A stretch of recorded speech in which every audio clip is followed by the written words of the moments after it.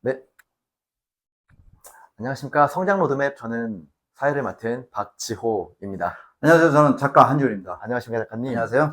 이번 시간에는 남녀 간의 사랑에 대한 두 번째 이야기 준비해 주셨다고 들었습니다. 네네. 영원한 숙제예요. 사랑이라는 것은. 맞습니다. 그거는 풀리지 않는 숙제이기도 한데. 네.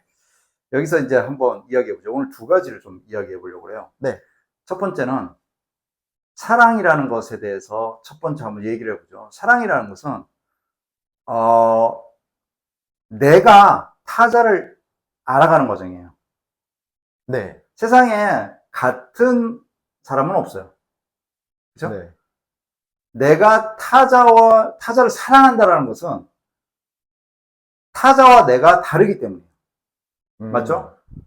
내가 이성을 사랑한다는 것은 나와 다르기 때문이에요. 네.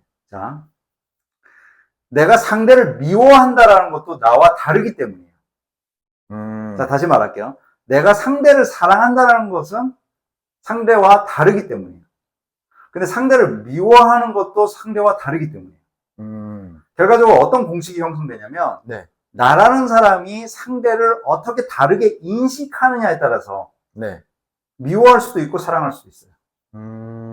네. 그러니까 인식의 주체는 나라는 거죠. 네. 그런데 되게 놀라운 사실 하나 말씀드릴까요? 만약에 클론이 복제인간이 막 생겨나서 정말 나하고 똑같은 사람이 있어. 네. 똑같은 여자가 있다고, 똑같은 이성이 있다고 생각해보세요. 네.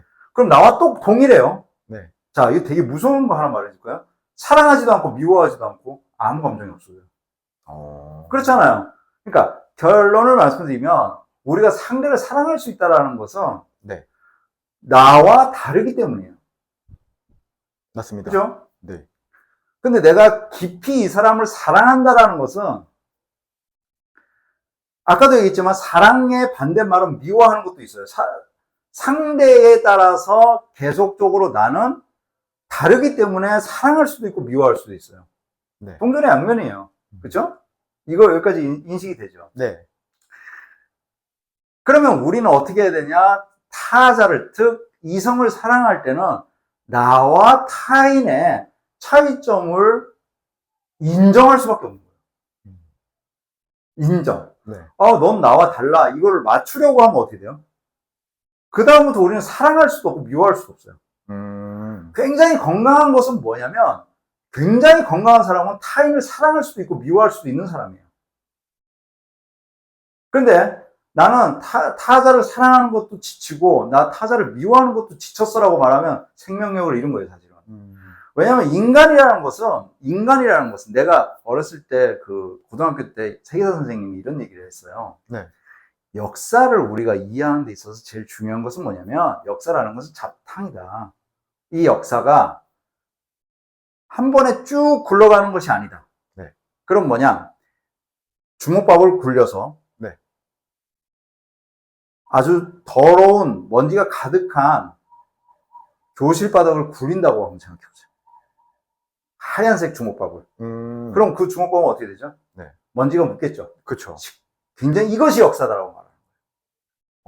그래서 그것이 굴러가고 시커먼 상태가 돼 있는 것. 네. 그래서 그 주먹밥의 원료를 알지 못하지만 그 먼지를 하나하나 깨달아서 파헤쳐서 그 원료를 찾아가는 것이 역사다라고 얘기하거든요.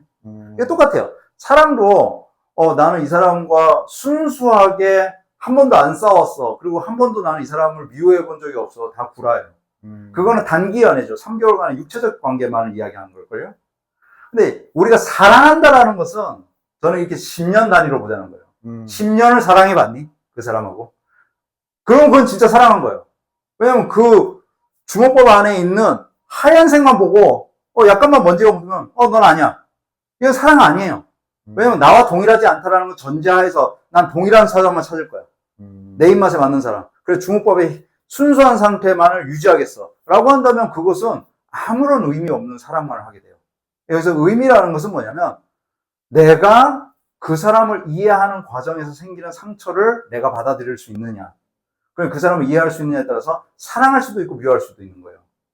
그래서 저는 사랑이라고 규정 내릴 수 있는 그 관계를, 난 그 사람을 사랑합니다라고 했을 때 최소 10년 이상 묵었느냐. 되게 힘든 얘기예요. 그렇죠. 그렇지만 철학에서 혹은 깊이 있는 사랑을 이야기했을 때 너는 10년 이상 그 사람을 지켜봐왔고 관계를 유지했으며 그 주먹밥의 순수함이 아니라 그 원지 묻은 그 상태까지도 사랑할 수 있었니?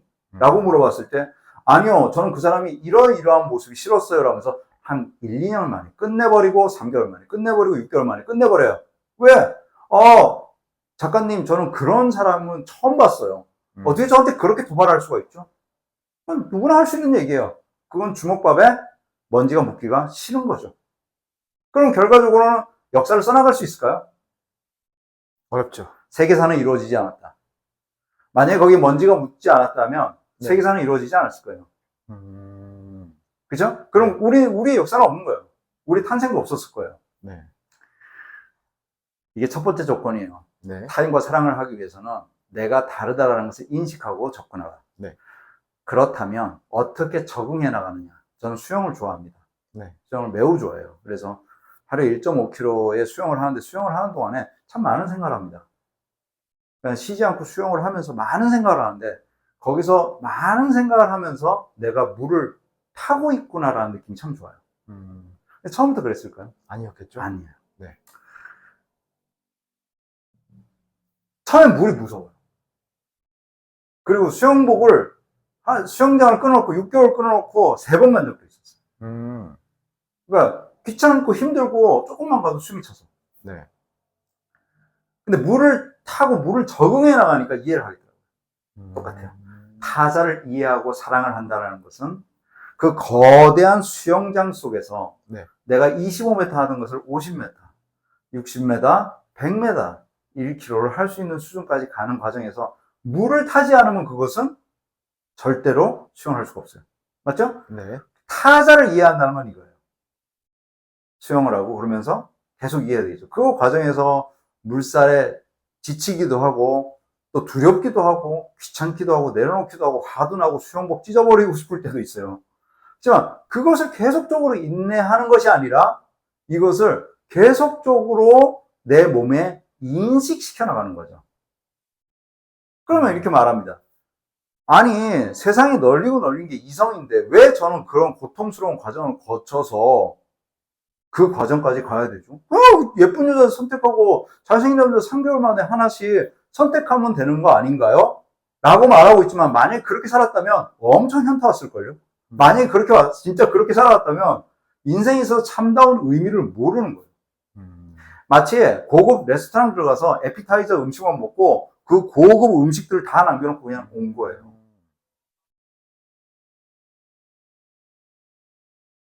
결론 말씀드릴게요. 네.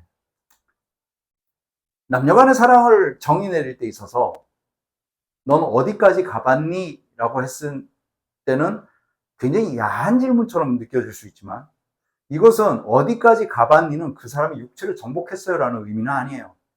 그 사람을 어디까지 이해해봤니?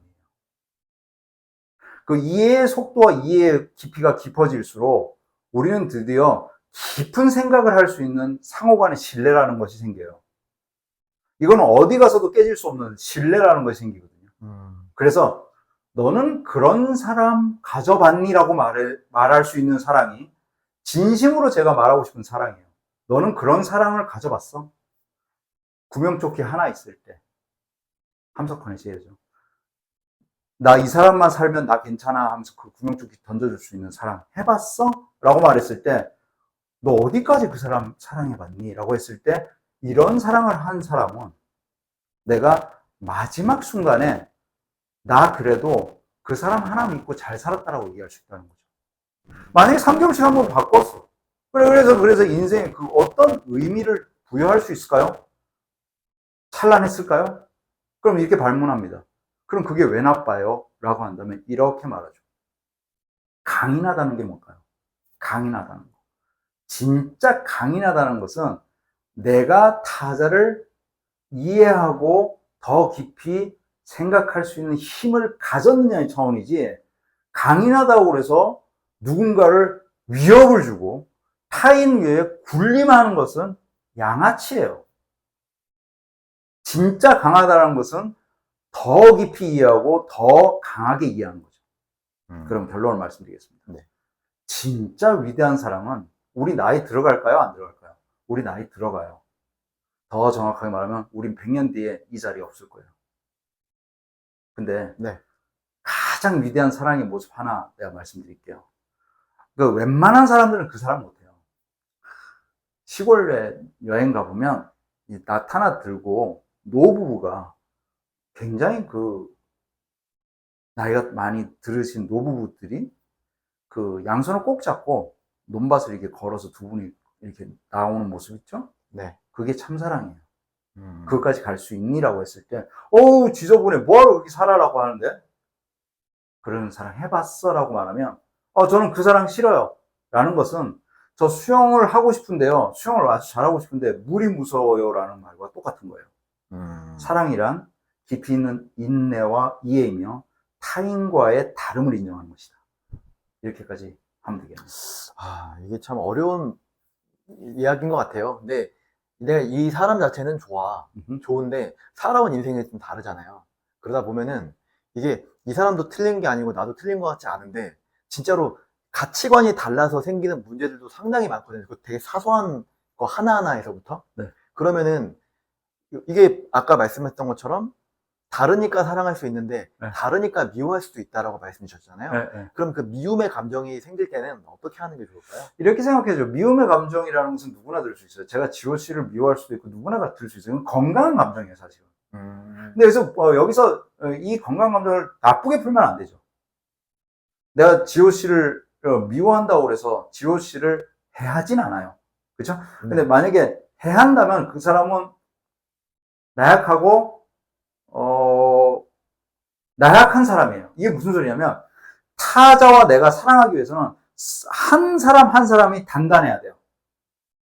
그럼 그 단단하다는 것은 뭐냐면 자기 나름대로의 직업에 대한 소신과 확신, 집중과 자기 나름대로의 강렬한 성장에 대한 열망을 가지고 있는 상태에서 만나야 돼요.